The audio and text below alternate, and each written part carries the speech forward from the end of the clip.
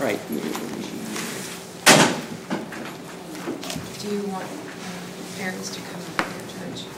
He can go ahead and... You want Gabe first? That's fine.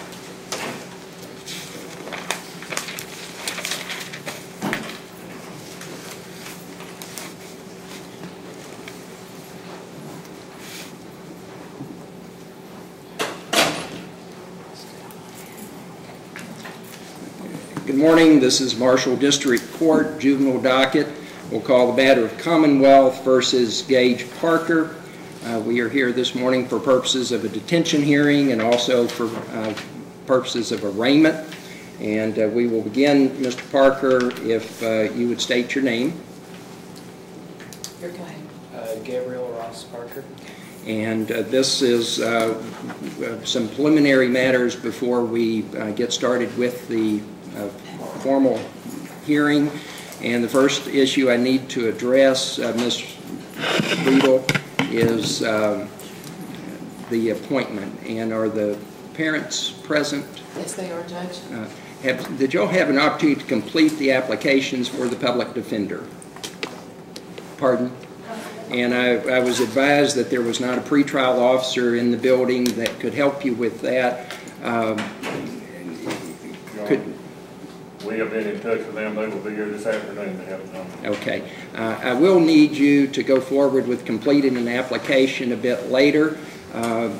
My question as of this time is would y'all come up and introduce yourselves, please?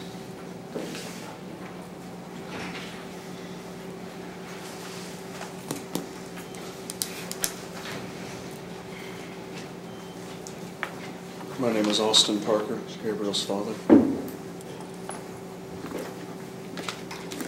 Ma'am. My name is Mary Garrison Minyard, of his mother.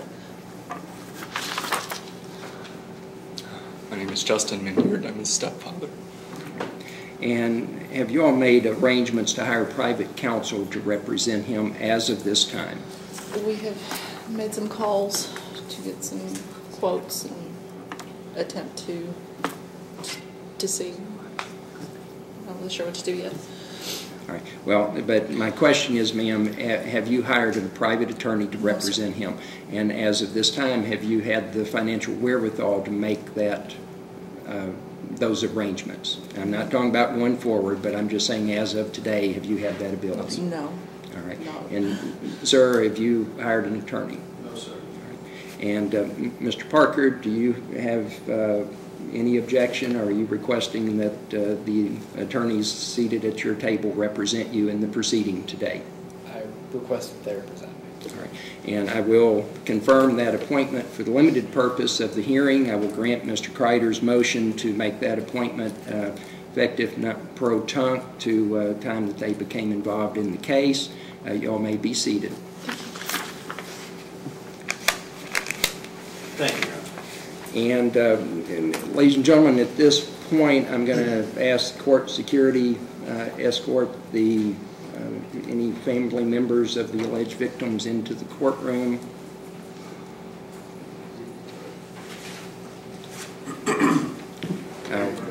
Once everyone is in the courtroom, we will formally begin the proceedings, and we'll start with introductions. I am going to ask that the defendant be excused until the introductions are completed, if there's no objection, Ms. Riedel.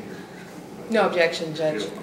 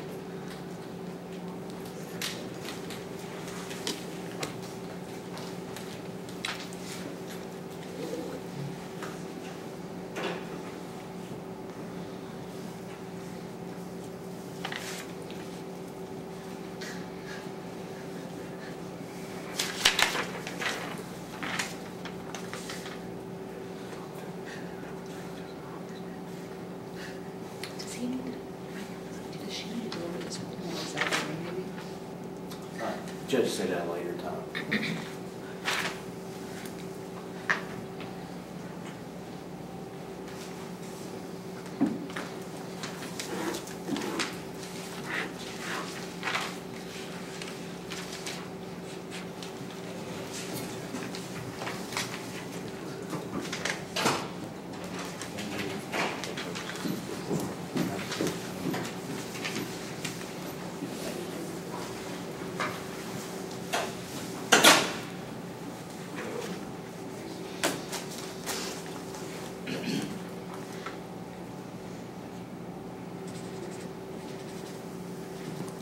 And it is my intention to stand up when these individuals enter the Yes, sir. courtroom, ladies and gentlemen.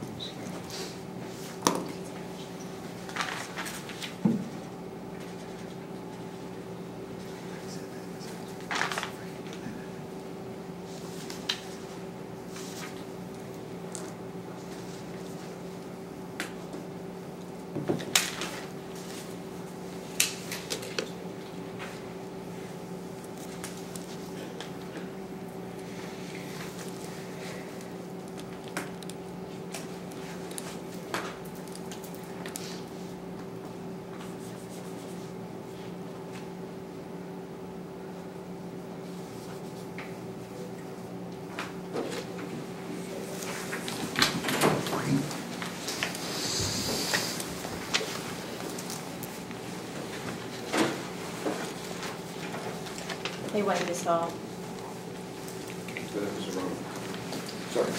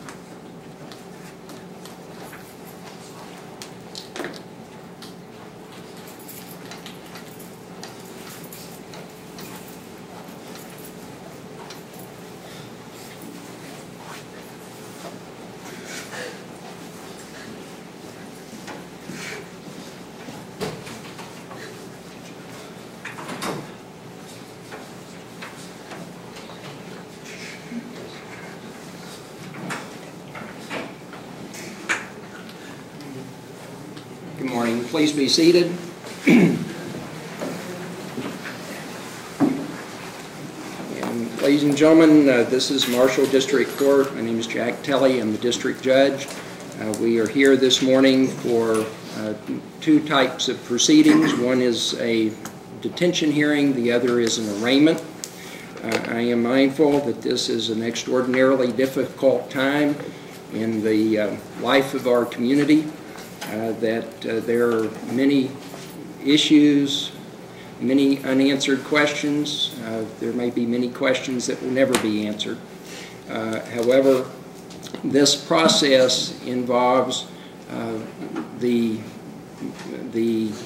due process that any individual who has been charged with a violation of the law in our society, in our state, our nation is entitled to. And this is the first step in that process. The hearing today is confidential in nature. By statute, certain individuals are entitled to be present in the courtroom. In just a moment, we're going to go through and make introductions. Will then proceed. The defendant will be brought in after the introductions have been made. There are a couple of things that I need to cover that I believe are extremely important that we all need to be reminded of, even those of us who are involved in the process or in the system, and for those individuals who are here because they are family members of the defendant or family of the alleged victims.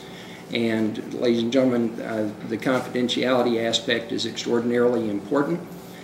You have a right to be here. There may be certain information that comes to your attention during the course of the hearing that you were not aware of, that you have not learned from another source, or that you have independent knowledge of. Please understand that although you are entitled to be present, you are not allowed to share that information with the community, with any type of, with anyone except those who would have a legal right or need to know. So obviously discussing within the immediate family, discussing with your child, if there are counselors, medical professionals involved, the authorities, that type of discussion would be entirely appropriate. However, sharing information with friends, neighbor, even extended family, any type of electronic circulation, again, of information that is learned during the course of this proceeding would not be appropriate. So please honor that. Please understand that when I use the term due process, that is the means by which this case will go forward. Everybody in the system, and I'm going to share a little information about that in just a moment, has a critical role to play. Many of those roles are extraordinarily difficult. I guess maybe all of them are difficult at this juncture. And so please understand that in order to ensure the integrity of the process, to ensure that there are not problems that come up somewhere down the road that cause extreme complications, we are going to be endeavoring to ensure that the process, that the procedure is met. I wish I could tell you that everybody's going to understand that, everybody's going to be in agreement with it. I don't think that's going to be the case. I will assure you that it's pretty well certain that everyone is going to experience some frustrations and concerns about the process. But please understand that each and every individual has that obligation to do their duty, to do the responsibility, to follow the law. And I am confident that that will occur. So again, today I am serving as the judge. The prosecutors are here, the representatives of the Commonwealth of Kentucky. The Public Advocate's Office will be here today representing the defendant. The defendant's family is here. The defendant will be in the courtroom shortly. There are representatives of the school, representatives of different state agencies, and again, each has a role to play in the process. And we will begin the introductions at this time, and I will begin, Mr. Darnell, with you, sir.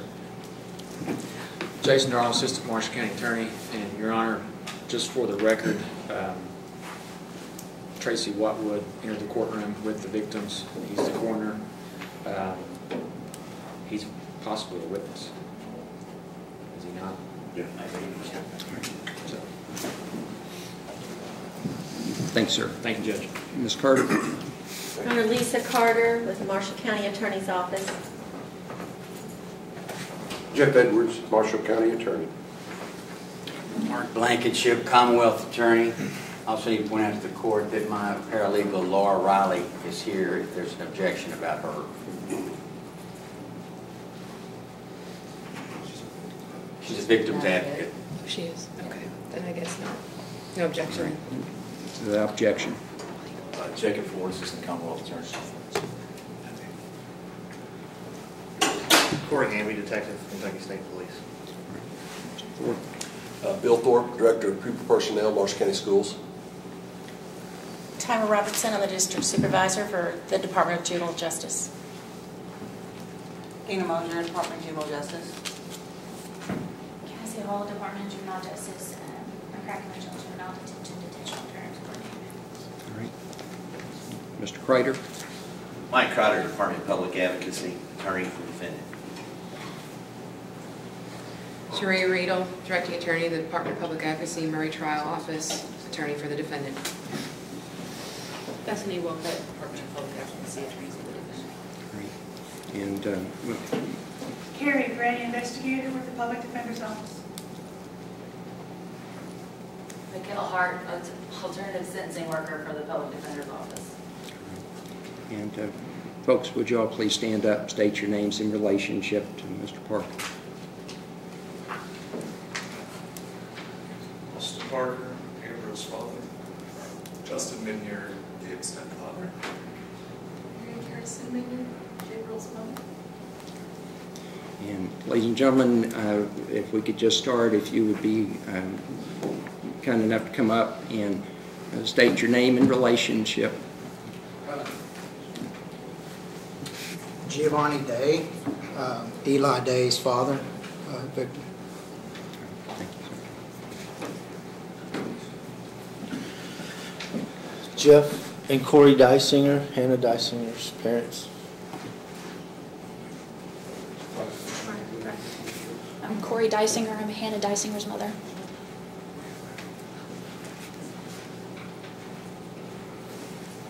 Andrea Austin, Daniel Austin's mother.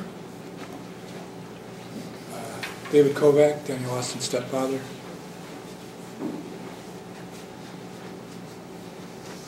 Justin Keelan, father of Dalton Keelan.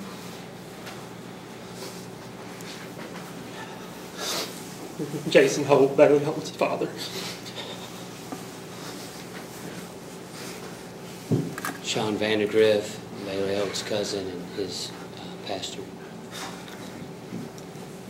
Any objection, Mr. Vandergriff being present in the courtroom?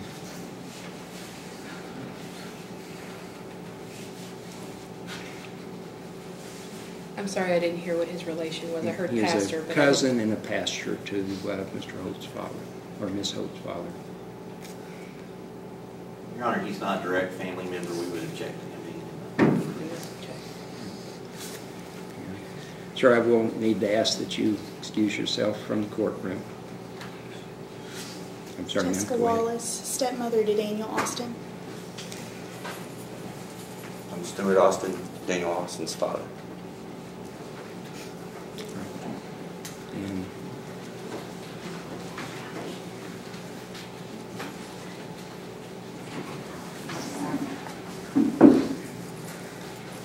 And again, ladies and gentlemen, I appreciate the great difficulty of this situation.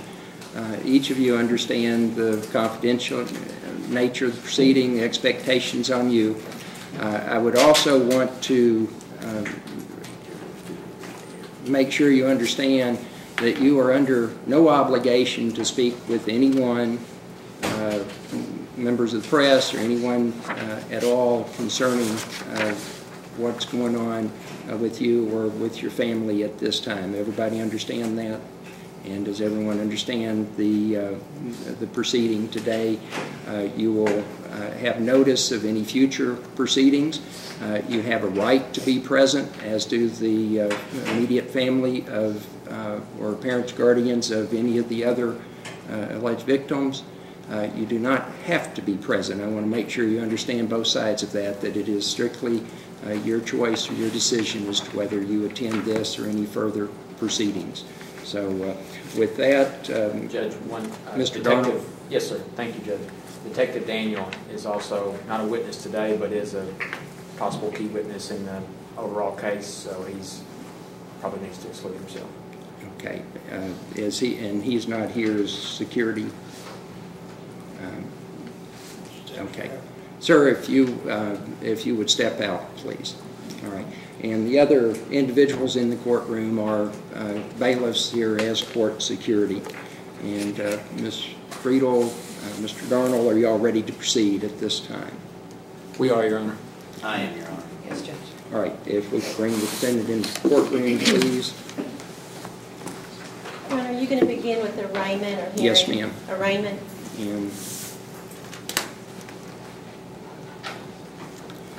And I think I failed to ask, anyone having any difficulty hearing, anyone having any trouble hearing in the courtroom?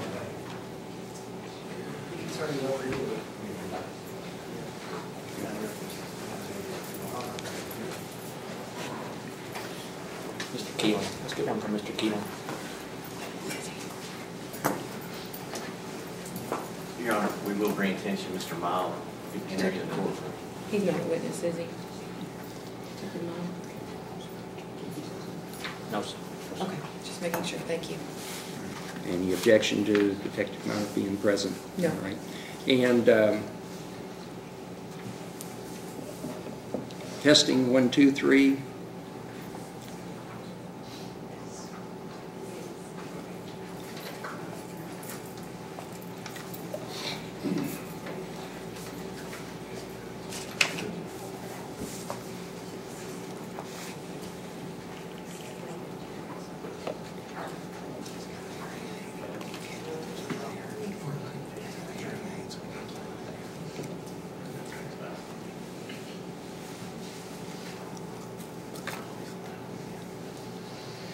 Testing 1, 2, 3. Does that help, sir? Are you able to hear?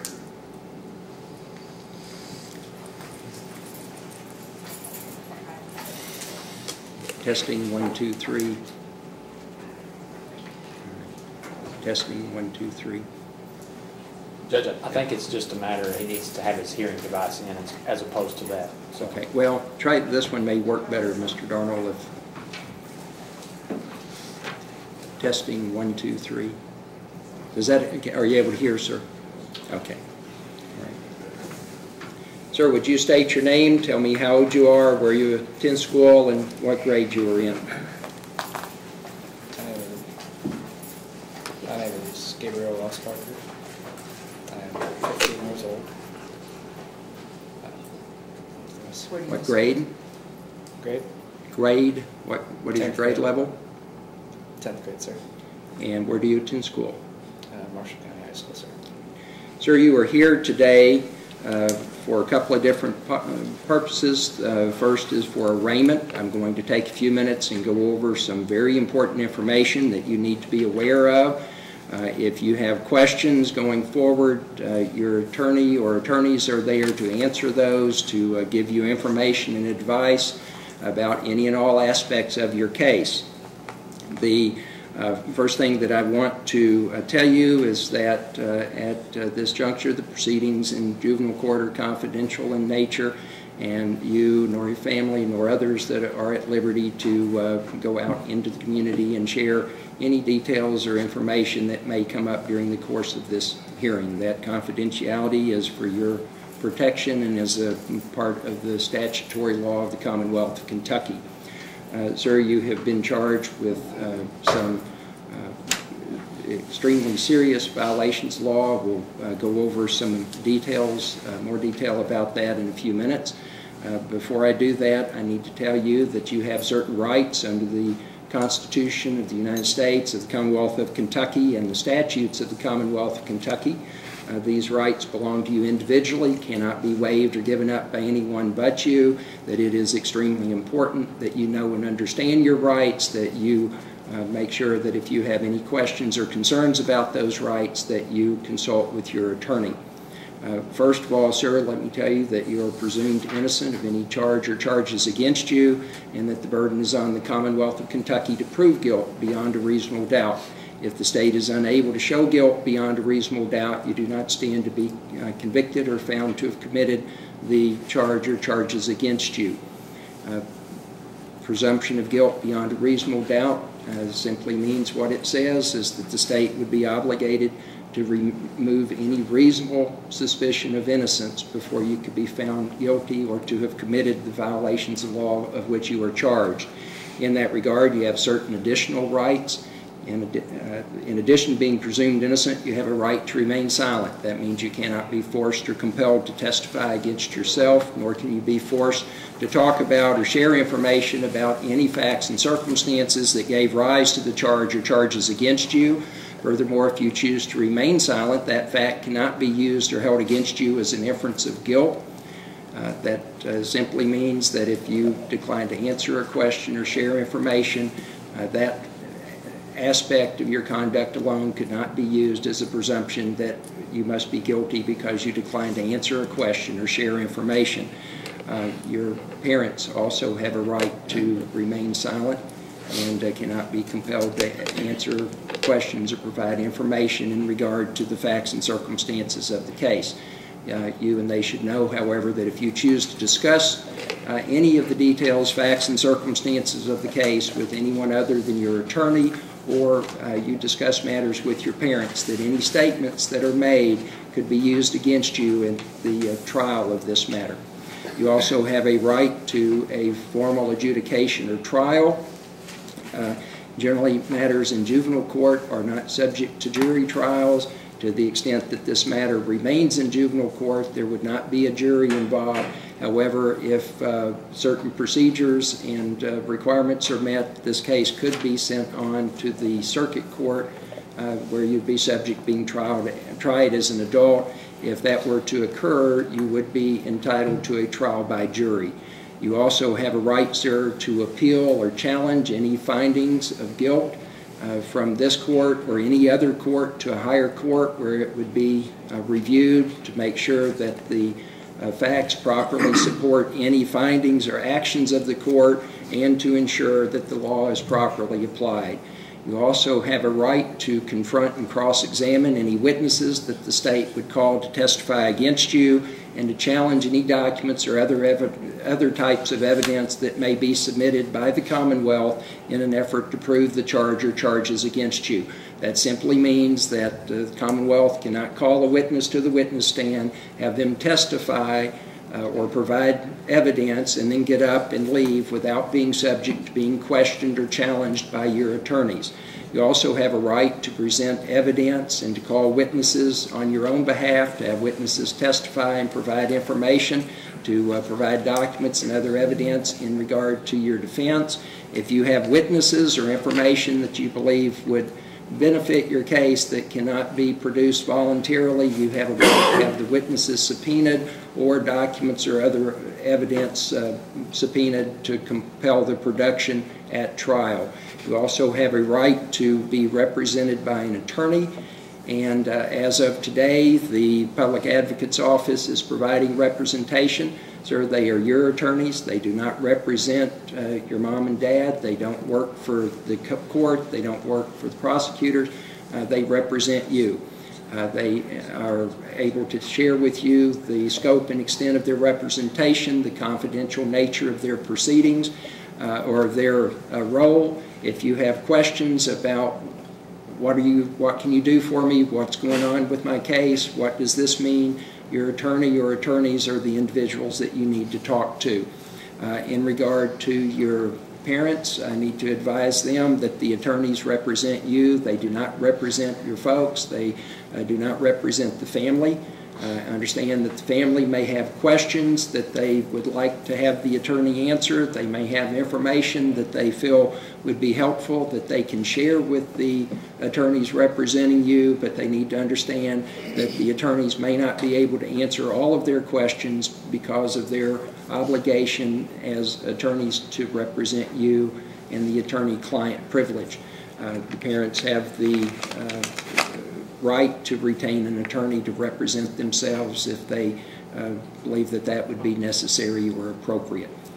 The detention hearing will address issues that is the other component of rights that have to do with your status as your case goes forward, and I will address that in a few minutes. Sir, you are here today for arraignment, and I've just gone over your rights. I've gone over a little bit of information about the juvenile court process. I'm going to share a little bit more of that information with you right now. In just a minute, I'm going to go over each of the charges against you and the factual basis for those charges having been brought.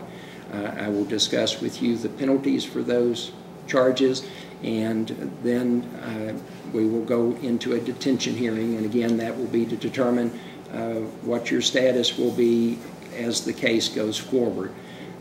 If it is ultimately determined that this is a youthful offender case, then you could be subject to being tried as an adult. Your case would be transferred to the circuit court, and you would go through the arraignment process, pretrial process, and all of the procedures that are in place for an adult charged with an offense in our system of justice. The role of this court at this time is to advise you of the charges, your rights, and evaluate whether this is a case that will go forward. At this time, sir, do you have any questions concerning your rights? Sir. And do you understand that those rights belong to you individually, cannot be waived or given up by anyone but you? Yes, sir. Do you understand that if you have questions, if you're not sure about anything, that your attorneys are the individuals that you need to speak to obtain information about your case? Yes, sir. And Mom, Dad, do you all have any questions as of this time based on the information that I have just gone over?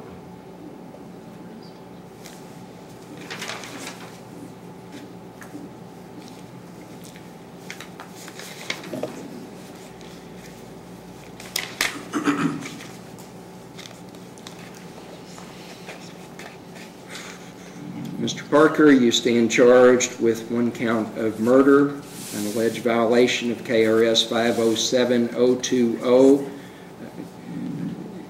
Complaint states that Gabe Parker, a juvenile age 15 years of age, caused the death of another person by manifesting extreme indifference to human life.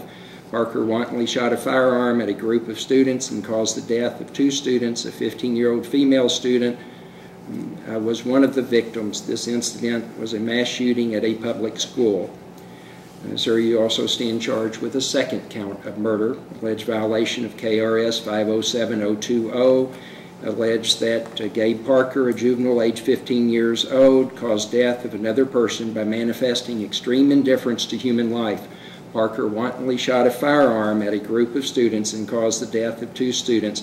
Victim 2 was a 15-year-old male. This incident was a mass shooting at a public school. Sir, for an adult, someone 18 years of age or older, or someone, a juvenile who may stand to be tried as an adult, those would constitute Class A felonies. They're punishable by 20 years to life in prison on a conviction. You have also, sir, been charged with 12 counts of assault in the first degree, and Ms. Riedel, well, it appears there was same narrative for all 12 counts, so I will just publish one if there is no objection. Sir, assault in the first degree, alleged violation of KRS 508010, and the affidavit states Gabe Parker manifested an extreme indifference to human life by wantonly causing a grave risk of death to others and causing serious physical injury to victims.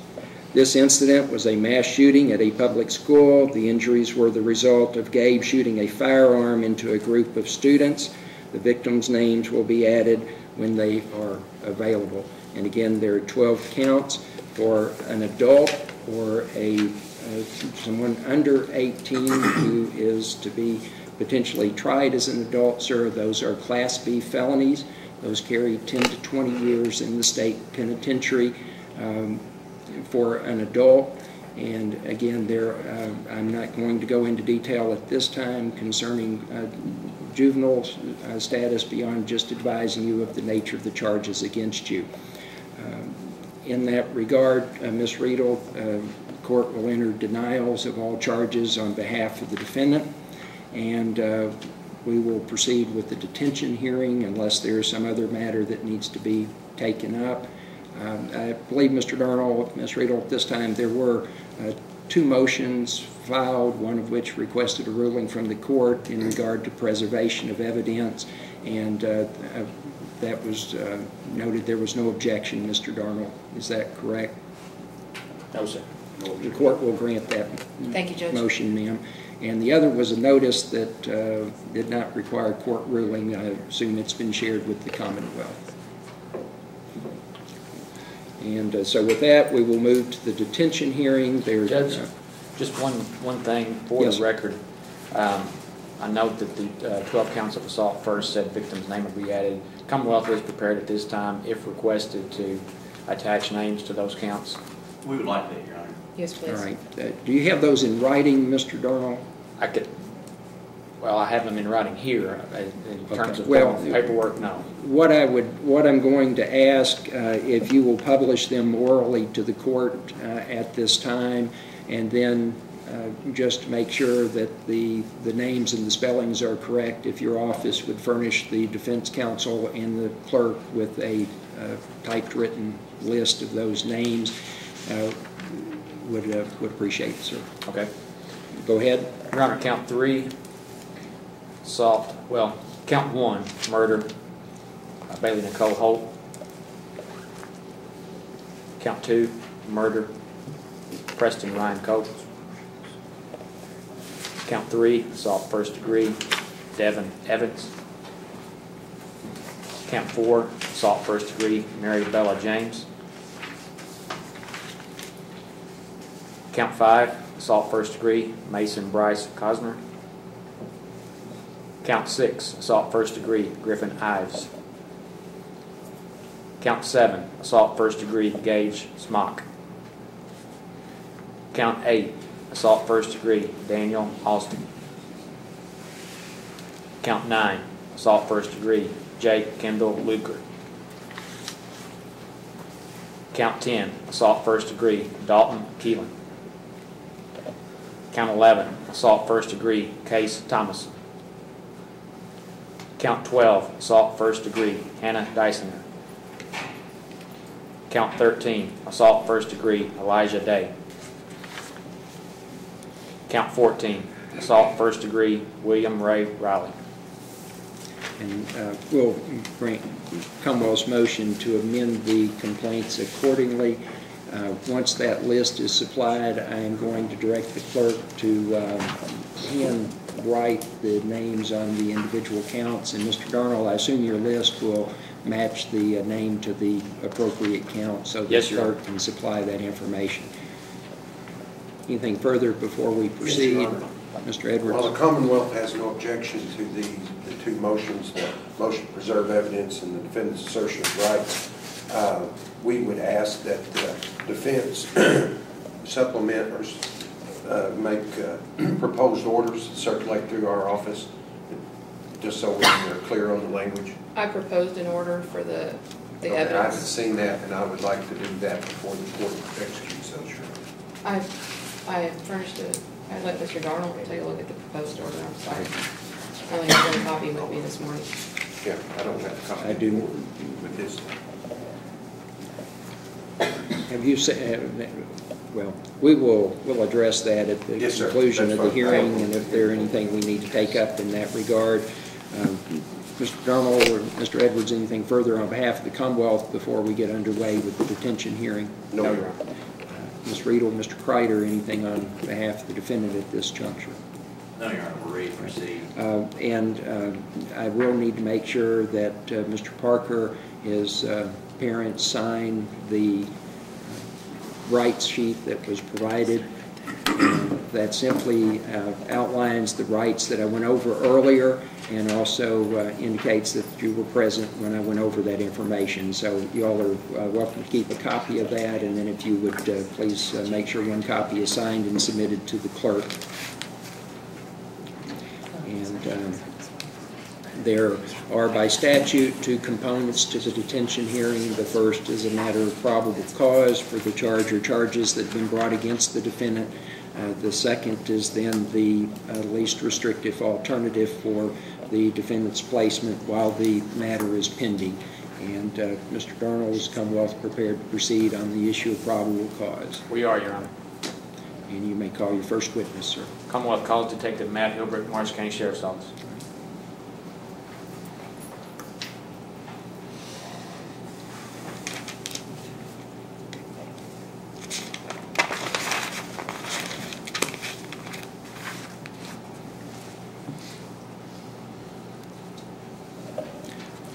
Sir, if you would come up and assume the witness stand, please.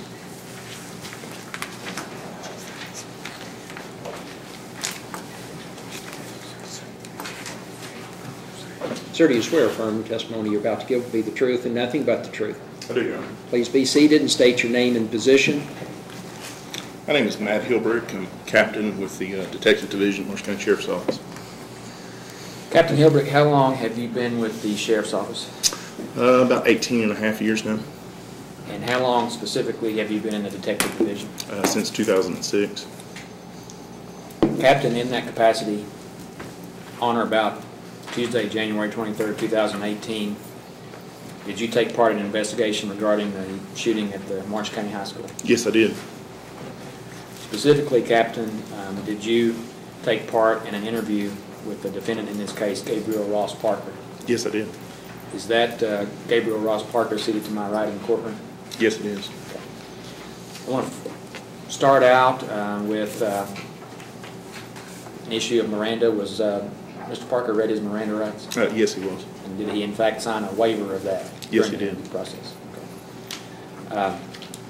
Let's talk a little bit about the planning stages in your discussions with Mr. Parker regarding to this incident.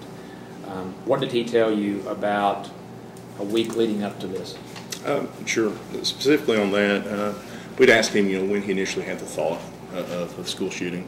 He said it had been approximately a week. He'd considered it and thought about it.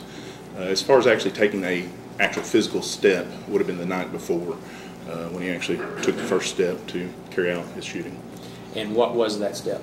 He said that his stepfather's pistol was located in their bedroom in the closet on a shelf. He knew he needed to get access to the pistol. He said he took a laundry basket with clothes in it. I believe it was his grandmother that was present there and was supposed to be watching him at the time. And said that he went to retrieve that, and he took the laundry basket to conceal that he was going to retrieve the weapon. He went to the laundry room, he said, which is, I believe, adjacent to the bedroom. So he went in the bedroom, he retrieved the pistol, was still in a case from the closet, stuffed it in between the clothes to conceal it, walked back to his bedroom, and then he actually left it in the laundry basket till that morning of the shooting. And what kind of pistol was it? He said he's not that familiar with pistols, but it was later identified as a Ruger 9mm pistol. He did state that he believed it was 9mm, but he said he wasn't positive about that. Semi-automatic handgun? Yes, it is. And said he'd been thinking about this for a week. Did you have any discussions with him about him weighing the pros and cons of what this contemplated action was going to be? I believe in my discussion there wasn't a whole lot of that interaction on him weighing it out, but in further discussion when Kentucky State Police troopers were there interviewing, there was more discussion about that as far as the pros and cons. And yes, he did say that he kind of weighed that out. He'd contemplated other things, whether, harming himself, the results that would have on his family, the results this would have on his family. He talked specifically about wondering what prison life would be like. Part of the reason he may have committed it was he wanted to find out truly what prison life was like. Okay. So the pistol is left in the laundry room the night before? Not laundry room. He took the laundry basket back to his bedroom and left it in his bedroom, but he left the case and the gun stuffed between the clothing, still in the laundry basket. Okay. So let's fast forward to that morning. What did he tell you that he did that morning? He said that morning he removed the pistol case out from the clothing. He said he actually separated the pistol from the case. He put the pistol, I'm going to call it a satchel, kind of referred to it as a backpack, but it's more like a single strap satchel. He said he placed the pistol inside of his book satchel along with a spare magazine and a magazine actually in the gun itself. Did he arm himself with any other weapon that day? He did. He said he had placed a hunting knife in there too. And I can go into why he said if you want that. Yeah, go ahead and tell me, sure, tell the court why he placed the hunting knife in there. Sure, we asked him about the hunting knife, asked him where he got it. He said that was a gift for Christmas that he had received recently. He said that he feared that when he ran out of bullets that the children might attack him and he needed a way to defend himself, so that's why he took the knife. Okay. And did he talk about his actions that morning at home? He stated he had overslept that morning, actually missed the bus, was going to have to ride in with his mother, said he'd eaten a bowl of cereal, said it was a normal morning. He made the comment that once the gun went into the backpack or the satchel, that there was no turning back, there was nothing that was going to stop that shooting. Okay. And so he missed the bus, his mom dropped him off? Correct. And where did he go upon getting to school? He said he went to the band room. He's in the band. That's where his friends are. He spoke with a number of his friends there in the band room. He said he wanted to ensure that his friends were safe and in that location before he went to the Commons area to commence shooting. Okay. And did he say anything while you were present during the interrogation, did he say anything to you about any interaction with any of the kids in the band room? He did say that he spoke to several of his friends. He talked about a coin flip. He never really explained the significance of the coin flip other than he went to two other friends, flipped a coin, asked them to call heads or tails, and he said they got it wrong. Okay. And upon leaving the band room, what did he say that he did at that point? He said he went to the Commons, he looked around, and he used the word open fire. He did describe, asking if he specifically targeted any one individual. He said no. He said pulled the gun out, and there was another male there who observed the gun and said his eyes got very widened and he turned and ran. He said at that point he just started shooting. Okay. Did you get into discussions with him, well obviously you did, about any motive for this? Yes, in fact we tried to talk at length to be able to understand ourselves why this happened. You know, the biggest thing that he gave me was that he said he was an atheist and that life had no purpose, had no meaning. His life had no purpose. Other people's lives also had no purpose. He talked about wanting to kind of further society through science. He'd been studying science, but he said he was failing the science course, and basically his purpose in life is kind of no reason, so he had no purpose. And he also said he used the term he wanted to break the monotony. Did he talk about this being a sort of experiment? Yes, he did. He said he wanted to see, one, how students would respond, how police would respond, how society at large would respond to it, that more or less he wanted to see how people would react. And following the shooting, what did he tell you that he did at that point? He said that he exited by the band door. He said that he dropped the gun outside the doors. When we asked him why, he said he realized that he could try to hold up, that the police would likely kill him. So he decided he didn't want to die, and so he dropped the gun. He said that there were some other students who were hiding who motioned to him saying that there was a shooter. He said that they didn't realize that he was the shooter, so he just went over there with them, blended in until teachers started directing students to the weight room. He went into the weight room with them and just stayed in there, stayed calm, and he still said he still had the satchel with him at the time, had the knife, thought about pulling it out while he was in there, but then could see no purpose in that, so he didn't. And he was apprehended in or near the band room? No, the weight room. The weight room, I'm sorry. By the football stadium, yes. I believe Sheriff Byers was the one that placed him in custody. Yes, actually, Sheriff Byers was there. Benny Kaufman is the detective from McCracken County, had actually responded to, and I believe Kaufman was the one who physically placed handcuffs on him. Okay. No resisting or anything like that? No, he came out with no resistance, no issue, no emotion, not angry, not upset. Did you ask him any questions about any other people being involved? Sure, absolutely. He said no, that he was the only one. He said he hadn't discussed it with anybody else. We repeatedly tried to find out if there might be another shooter or someone else who could have been involved or had knowledge. He refuted that anyone had knowledge of it. And Detective, or Captain, how long, about how long was this interview? I believe it was an hour and 54 minutes. During this interview, how would you describe his demeanor? Cold, callous. He never was emotional. His voice never quivered, never had any inflection. He didn't tear up. There was no snot. The things that you typically see, in fact, so much so, we showed a victim of one of the deceased. He looked at the picture and said, I don't know her. And he had no response to that.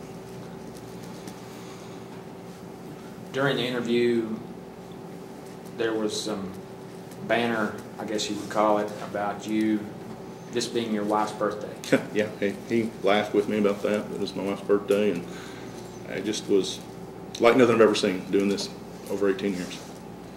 And were there other moments where there was a chuckle here and there? Sure, absolutely. He interacted and very polite, respectful in his conversation with us, would refer to me as captain in the interview. It was bizarre.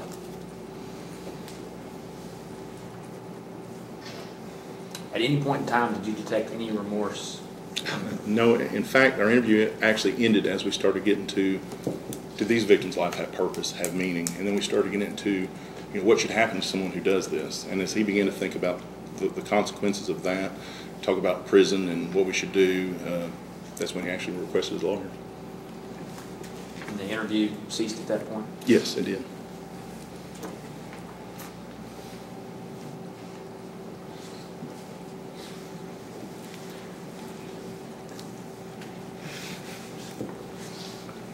I'll turn to the witness at this time, Judge. Please, the court, Mr. Darnold. Captain Hilbrick, just a few questions. Sure. I'll start out in questioning what you've told us so far. First of all, when you retrieved the weapon, did you retrieve an additional clip at that time, or were you the one who retrieved the weapon? I personally did not retrieve it. I did observe it. It was, in fact, outside of the band room doors, like he'd said. It's my understanding the magazine was several feet away, but also outside. An additional magazine? Yes, correct. And was there also a magazine in the Ruger 9mm? Right. Two being one in the weapon and then one on the ground. The magazine in the weapon, were there any bullets actually in the weapon? I didn't participate in the actual crime scene part of that. At that point in time, we located the pistol and the backpack.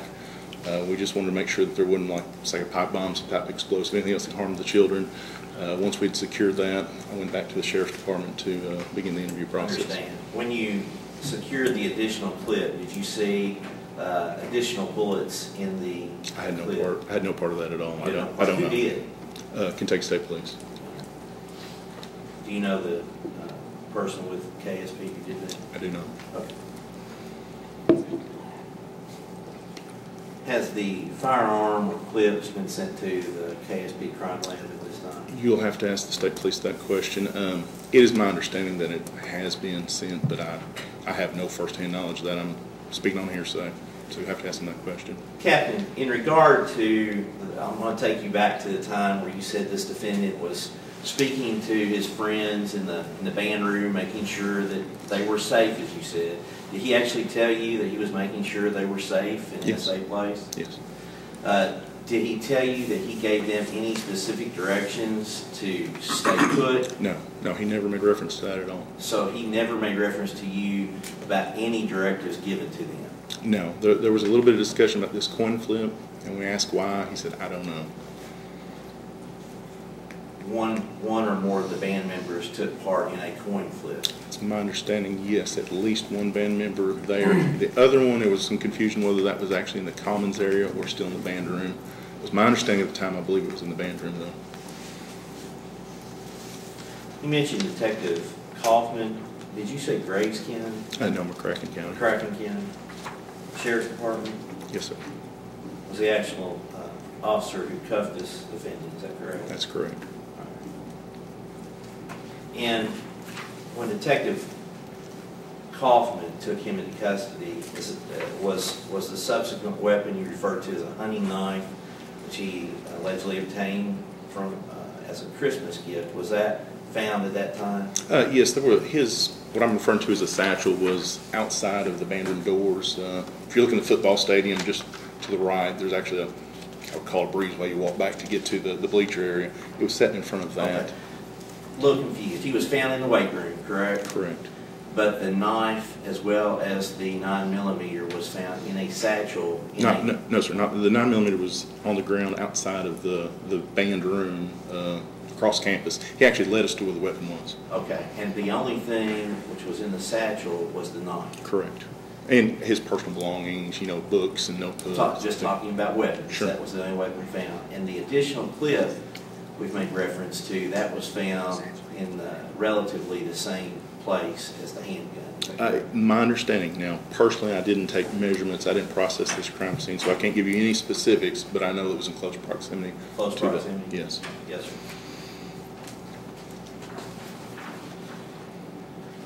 Did the defendant, during the questioning part, ever tell you at any time, and when I say tell, did he communicate to you in any way, did he manifest to you in any way that he felt coerced, that he was uncomfortable regarding any answers that he was providing to you? Oh, no, he was very relaxed. In fact, one of the more relaxed defendants I've interviewed in my career. And is that what led to your statement earlier that the demeanor was rather bizarre? Bizarre, yes. But bizarre in the fact that I have spoke with murder suspects in the past. I have placed pictures in front of them. I typically will get a reaction. People typically will show you the remorse for killing someone. He did not. Were any questions asked of this defendant prior to being Mirandized? Other than, do you have any weapons on you? I believe Deputy Corey Kurtner was the one who initially asked him, do you have any other weapons? He said no, told him he would take him to where the pistol was. There was the question of, are you the only shooter? Is there anyone else on campus? And he said no, that he was the only shooter. Based upon your knowledge, that was the extent of any statement made prior to being Mirandized? Correct. That and also the question of where's the gun, and he did lead him, said he would show him where it was. How do you know that? Is that based upon? That's what I've been told from Deputy Coroner. That's hearsay based upon what you've been told from the other police? That's correct. Is that correct? Yes.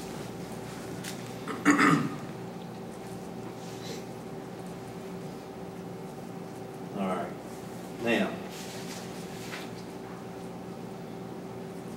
when you said that basically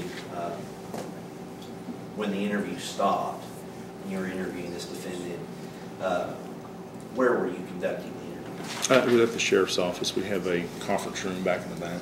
And where was this young man Mirandized geographically? In that conference room. Okay. When he got into the conference room? Correct. Right. Who was present in the conference room with you, with the defendant? Are you talking specifically during the Miranda or? During the Miranda and subsequent questions. Sure. Detective Jeff Daniel, initially, I was still at the scene. And who is he with? He's with Marshall County Sheriff's Office. All right. Who else? He conducted the Miranda, read him the Miranda, began the interview, and then I show up roughly, I don't know, 20 minutes maybe after that, 15 minutes. So he has questions subsequent to the Mirandized statement that he read him his rights and he signed a Miranda statement. Correct. Right. He has questions of this young man prior to your appearance. Prior to my arrival. Then I arrive and basically take over the interview at that point in time. And then also after that, then Detective David Dick and Detective Corey Hamby showed up and also joined in. In the room where he was Mirandized and subsequently answered questions from you and others, is that the only place he was ever interviewed other than you've already acknowledged the first questions at the school? Sure, correct. That's the only place he was interviewed. Correct. And in that interview room, was there recording equipment, video recording equipment? Yes, sir. Could you explain that to us at this point? As far as what type of equipment it is? Yeah, was it video? It's audio. Sure, no, it's both audio and video. Both audio and video. And we usually back up also in case something happens with video equipment. We also have a digital recorder, so there's a separate audio and video, but the video and audio is together also. Is what I'm trying to say. There's backup as well. Yes.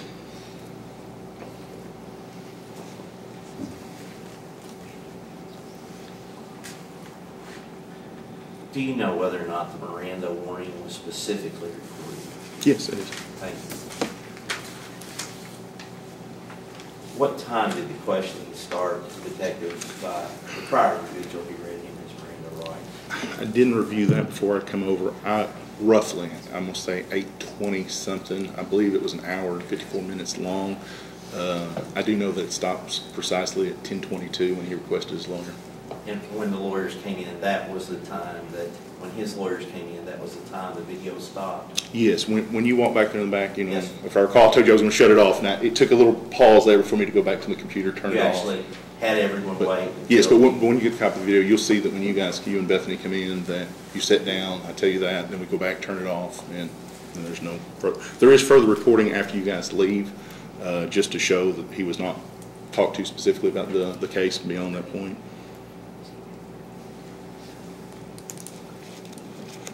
Prior to him requesting an attorney, did you, or to your knowledge, anyone else make this young man aware of the fact that there was at least one attorney in the sheriff's office trying to get to him to advise him of his rights? No. No, he wasn't advised of that. I know I think Ms. Wilcutt attempted that and you turned her down, correct? Correct. Bethany showed up, and I don't have my notes in front of me, but I have that time noted. I want to say it was 10:08, but I don't want to misspeak on the record, but it would have been within a few minutes prior to her, actually later, well, prior to him requesting, because I didn't know she was back out there until he requested attorney. Then we stopped and walked out, and you and Bethany were both there.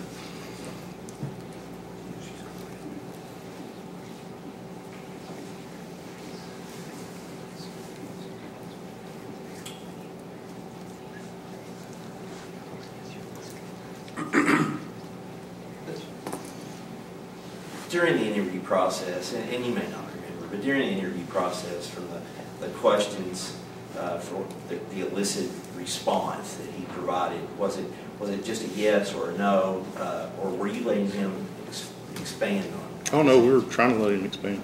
You were trying to find out as much as information we could, because this really wasn't a question of who committed this act. It's on video.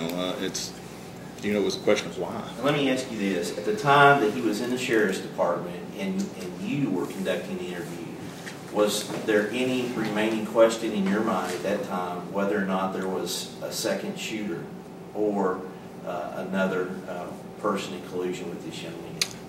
You know, I've received a lot of training over the years in interviewing interrogations. I believe by his demeanor, his responses, that he was being honest. I didn't feel that there was. Certainly that's a question for KSP as they begin to do search warrants and look at social media, look at computers, look at phones, those type of things. Now, in my gut, in my experience, did I believe he was telling the truth? Yes, I believe that there was another shooter. Thank you. One moment, please.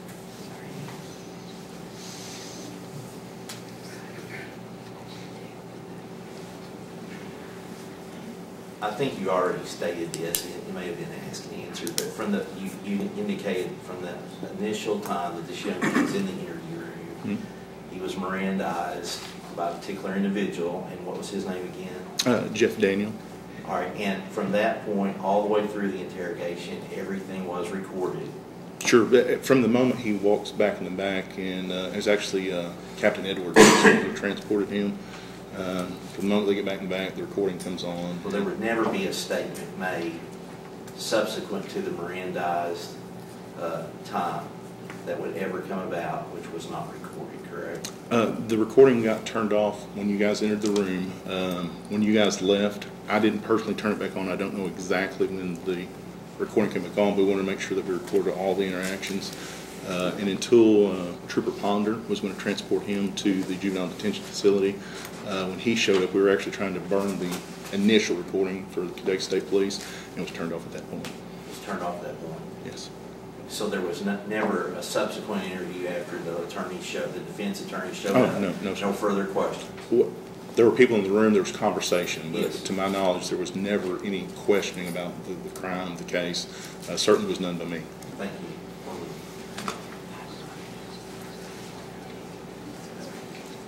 Also, there was a Detective Dick who asked questions. David Dick, correct, yes. And he was from KSP. Correct. And there also was an FBI agent who showed up at one point. I believe his name is Sean Miller. Was ATF present in the interview? Not during the interview, no. I believe they showed up at the crime scene itself.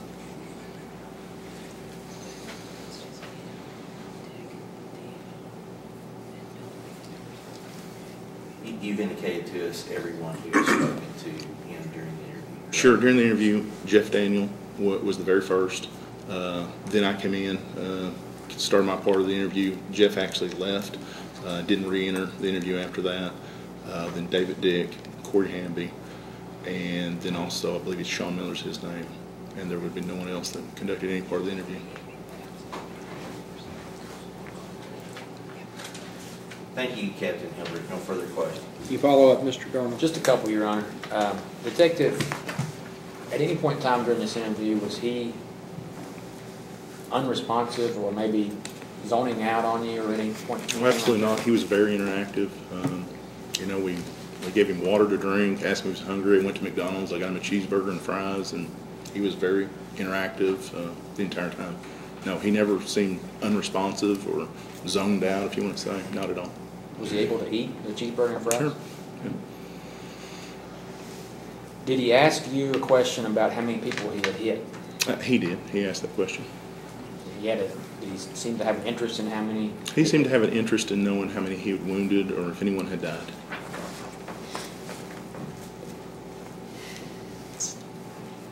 I think that's all the questions I have of Detective Hilbert. Just one follow-up. Captain, in regard to the questioning of how many people were hit, did the defendant ever mention to you that he was targeting any specific person at all? No, in fact, he refuted that. He said he just went to the commons where he knew there was a large group of people, that he looked around and that he just randomly was firing. That he After he made sure the band members were safe? Correct. He didn't. He said there never was an individual that he specifically aimed at. He just described it as spraying bullets. Thank you. Nothing further. Detective, you may step down. Thank you, Judge. Judge, can I remain in the courtroom? Thank you. And sir, don't discuss any of the questions or information you provided during the course of your testimony. You went outside the courtroom. Call your next witness. Yes, sir. The Commonwealth will call Detective David Dick, Kentucky State Police.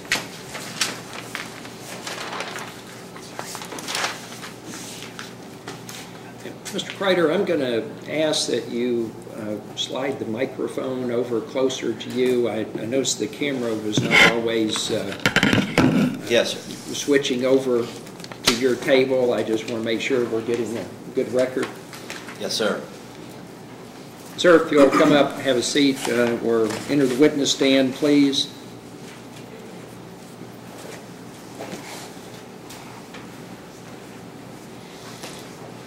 Sir, do you swear affirm testimony you're about to give be the truth and nothing but the truth? Yes, sir, I do. Please be seated. State your name and your position.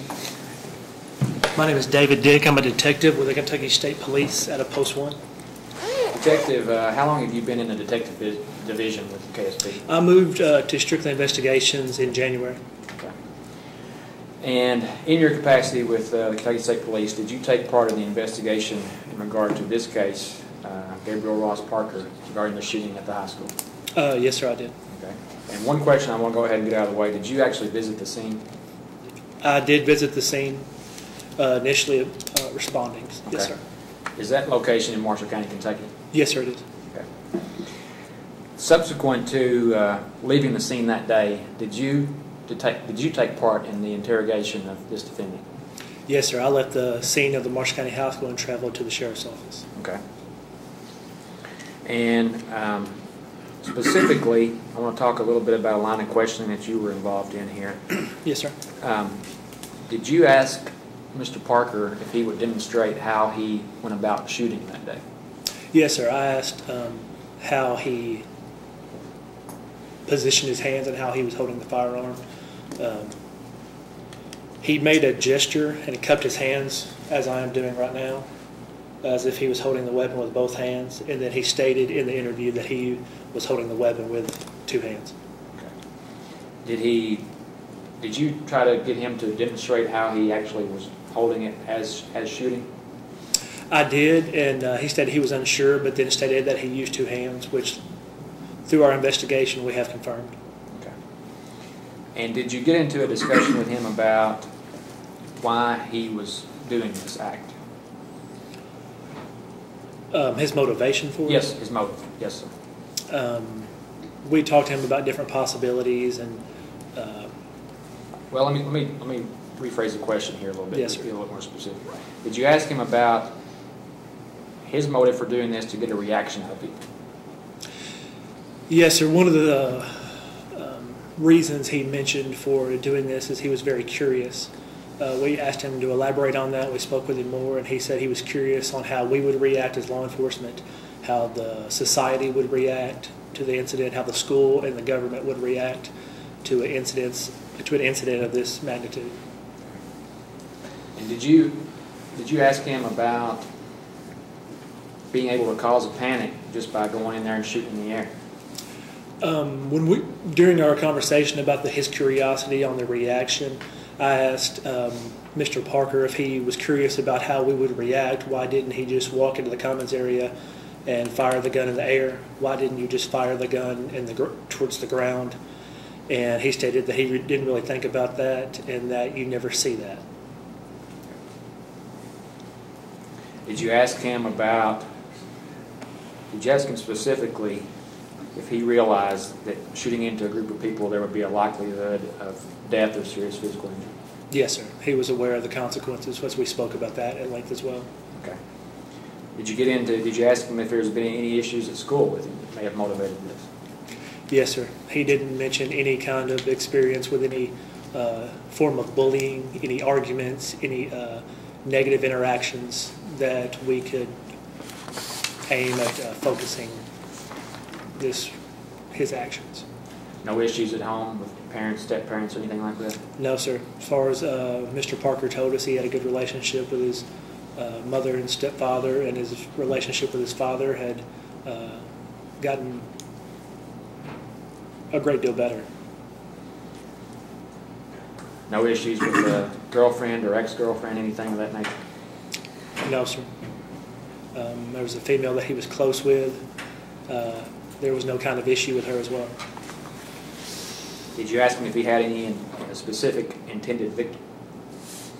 He did. We did speak about that as a topic. He did not. He stated he did not have any particular victim or group in mind. He did state it was established that he went to the band room initially upon entering the school and spoke with his friends, and he had several casual conversations. And then he made the decision to leave the band room and go into the commons area as he did not want his friends to be harmed. And how long had he been thinking about this? He stated he'd been thinking about doing it for approximately a week or so.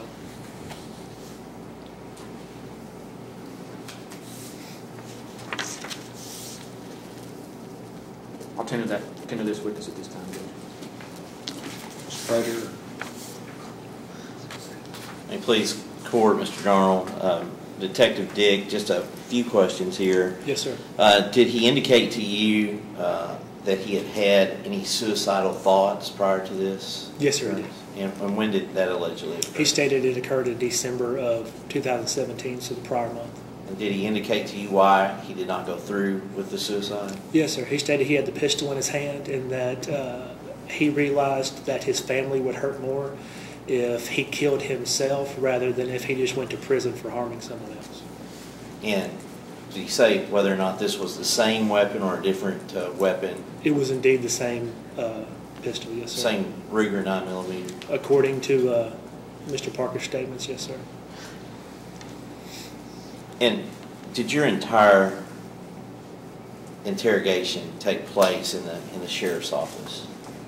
The interview took place in the sheriff's office, yes, sir. When did you interrogate this young man other than in the sheriff's office? We did not interview him any other place in the sheriff's office, sir. So you're just saying that the interview, it's an interview rather than an interrogation. Is that what you're telling me? That's the interpretation. All right, I got you.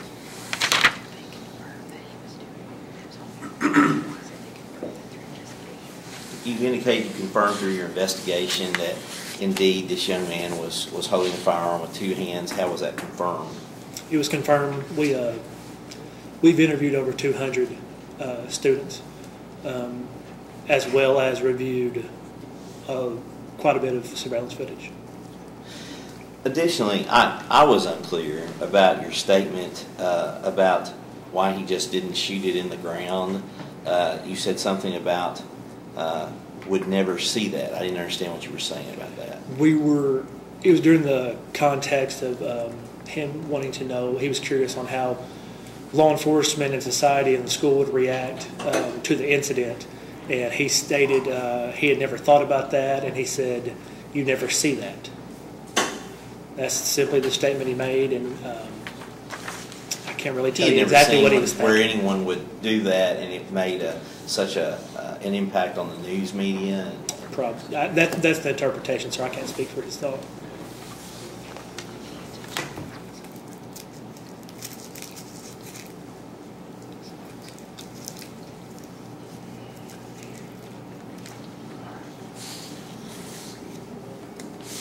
You mentioned proposing different scenarios to this young man. I guess you were wanting a motive or a reason as to why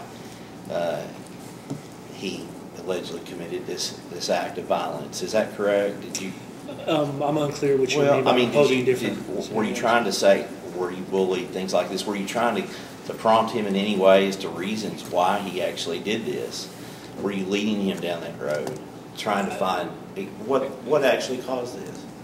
We weren't. We were sure not to lead him down any road. We did speak with him about, as it's very common in these kind of incidents across the nation, any kind of bullying. He was clear there was no kind of bullying. We talked about his relationship with his family. We basically got to know Mr. Parker. Thank you. No further questions. You follow up, sir? Just one, Your Honor. Detective, how would you describe his demeanor during all this? Shockingly calm. Polite? Very polite. Very cooperative. Shook your hand when he came in? When you came Yes, in? sir. I brought him a glass of water because I thought he may be thirsty. Shook his hand. He's a very respectful young man. No other questions? No follow-up. This witness. Sir, you can step down. Please don't discuss any questions you were asked or any answers you gave with anyone outside the courtroom. Yes, sir. Thank you. Mr. Carl. Detective Matt Wise, Kentucky State Police Judge. Detective Wise.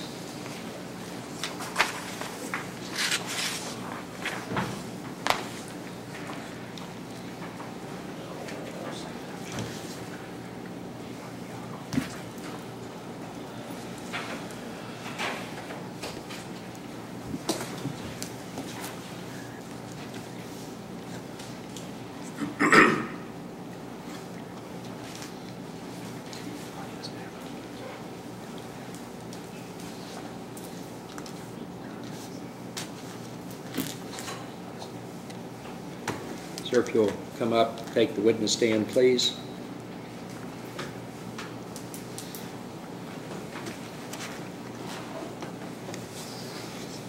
Sir, do you swear affirm the testimony you're about to give be the truth and nothing but the truth? I swear. Please take a seat, state your name and your position.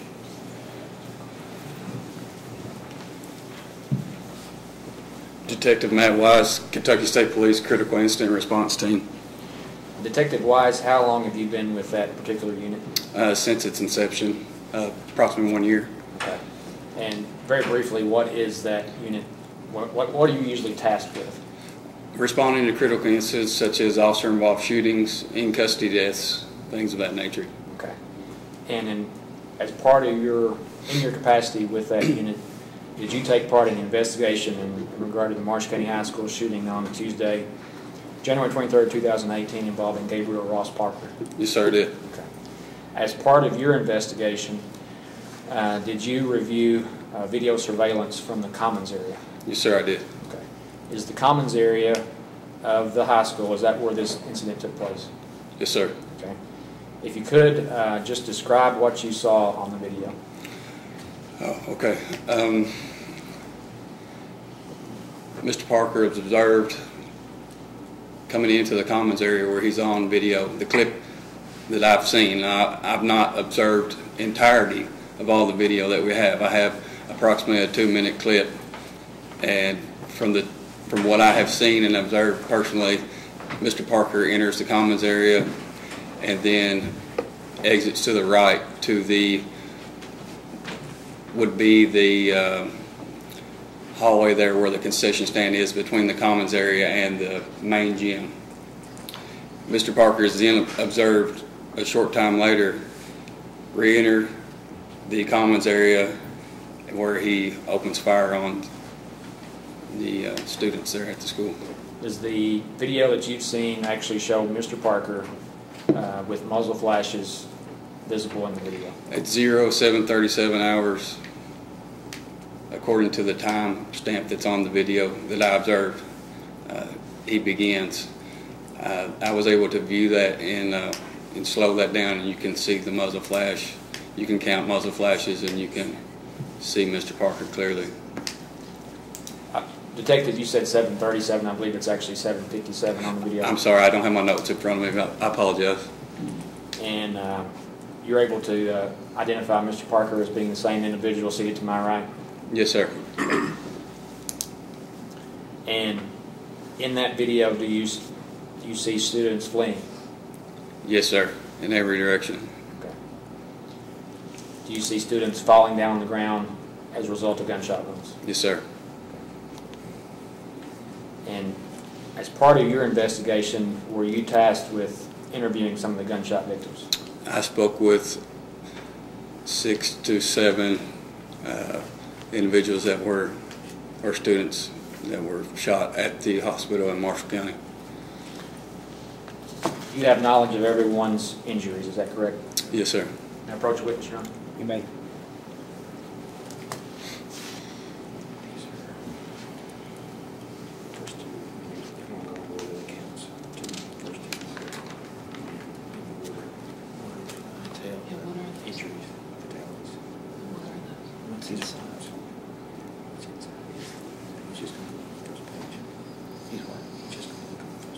Okay. That's the identity of the student. And that's it.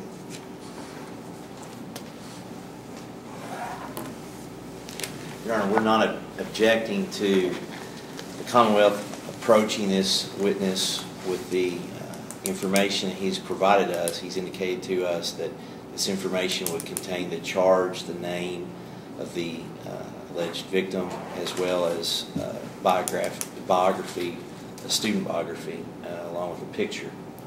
So we're not objecting to just that limited amount of information being provided to you. These are notes that we have compiled together, the prosecutor's office and the detective. We would like to examine this. I mean, we've been handed a very large stack of information. I mean, he's indicated that's all there is there to us. There could be something else inadvertently in that stack. The detective is going to refer to this. Mr. Prater, if I may, Mr. Darnell, is this information being provided for potential introduction at this time? No, sir. Why is it being provided to the witness? As aid to his testimony.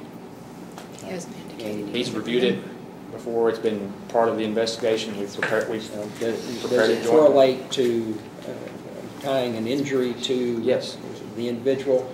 And sir, in order to answer those questions, is this information that would be necessary or helpful for you to be able to answer questions about the extent of any injuries that any particular alleged victim may have suffered? Your Honor, we would object if the court is going to allow that. Basically, this is being entered to refresh recollection. His recollection was never stifled at any point. He never failed in recalling anything. He's now just been handed a large stack of notes. I think that it would be prudent if the Commonwealth would take these notes back before any further questioning take place.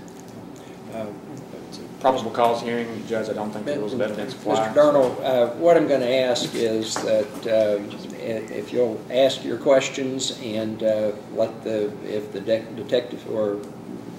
detective, correct, sir? Yes, sir. Believes that he needs to refer to the notes, I will rule on that on a case-by-case basis. But if he, Mr. Prater, if he is simply using the notes to refresh his recollection and make sure that he's providing accurate information under oath, I'm going to be hard pressed not to allow him to access those notes, particularly given that they're not going to be introduced, and I'm assuming, Mr. Darnell, you're not going to ask him to read the details of any of the information that may be contained in those notes, other than if there's some information about the alleged injury. We just asked, as the court stated, he be provided one note at a time per relative per each alleged victim, rather than the whole stack. That's fine. Yeah. Mr. Burns agreed to that, so I will. And I'm assuming, Mr. Darnell, all of this information will be available to defense counsel to review and follow up on.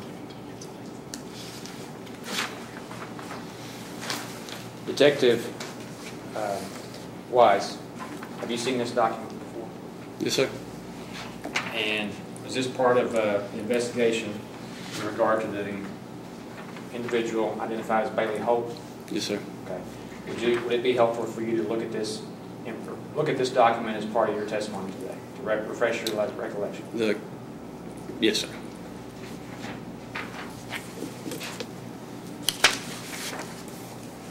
Count 1, Bailey Holt, injuries? Gunshot wounds twice, 2 gunshot wounds to the back. Did she die as a result of those gunshot wounds? They were fatal.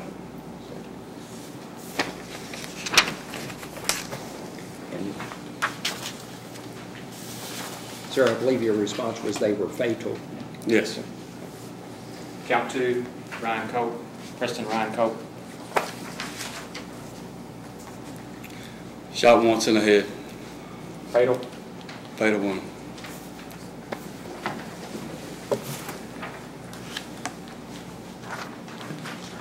Count 3, Devin Evans.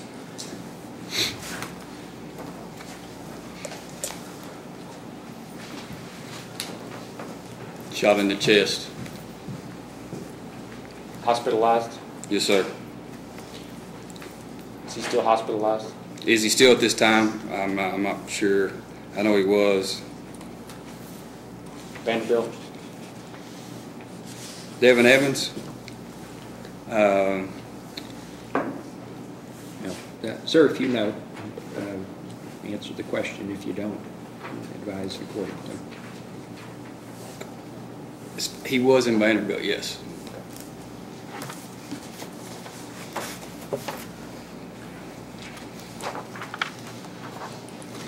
Count 4, assault first, Bella James, Mary Bella James. Injuries? Gunshot to the knee. Surgery? Yes.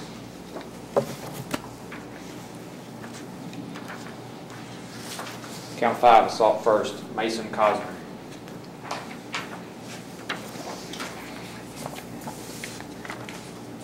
Shot in the face. Surgeries? Multiple, my understanding, Vanderbilt Hospital. I'm sorry, I cannot understand what he just I'm sorry, multiple surgeries. I apologize. That's fine. Count Wasn't 6. picking you up. Count 6, assault first degree, Griffin Ives. Shot in the abdomen, multiple surgeries, University of Vanderbilt Hospital.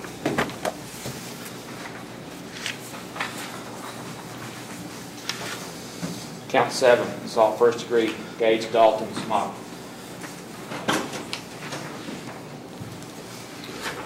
Gunshot wound below the left ear. Surgery on the 25th. University of Vanderbilt. Count 8, assault first degree, Daniel Ray Austin.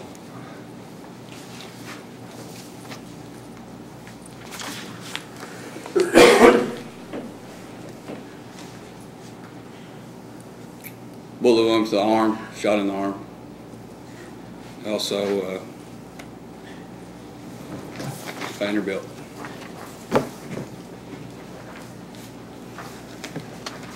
Count 9, assault first degree, Jacob Luker.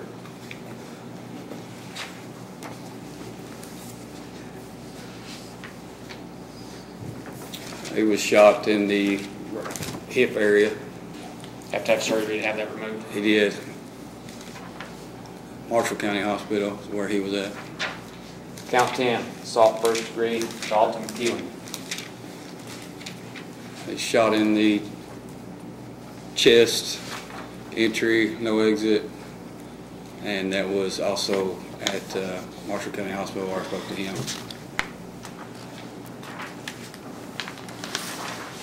Count 11, Case A. Thomason, assault first degree.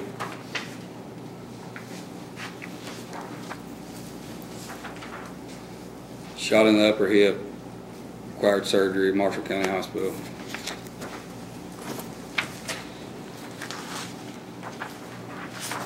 Count 12, Hannah Dysinger, assault first degree.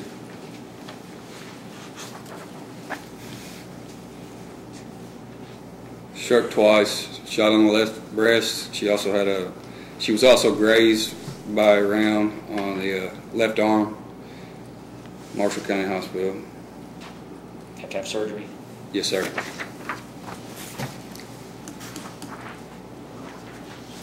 Count 13, Elijah Day, assault first degree. Shot on the left bicep and shot a pass across his chest. Left thigh entrance wound, no exit. 2 shots there. Bullet remains lodged. Best of your knowledge. No exit wound. Yes, shot in the thigh.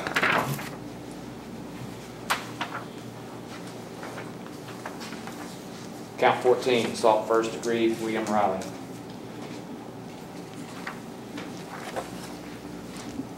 Mr. Riley was also shot in the thigh,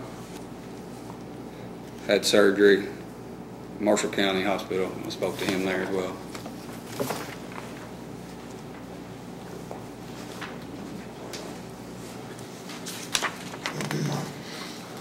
That's all the question I have of this witness at this time, Judge. Mr. Prater. Thank you, Your Honor. One moment.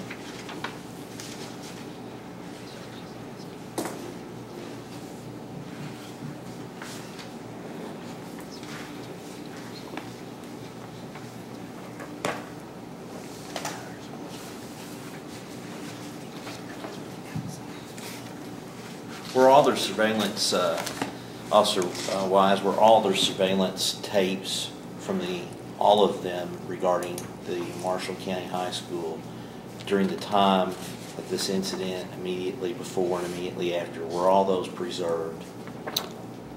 The entirety of the surveillance system was preserved.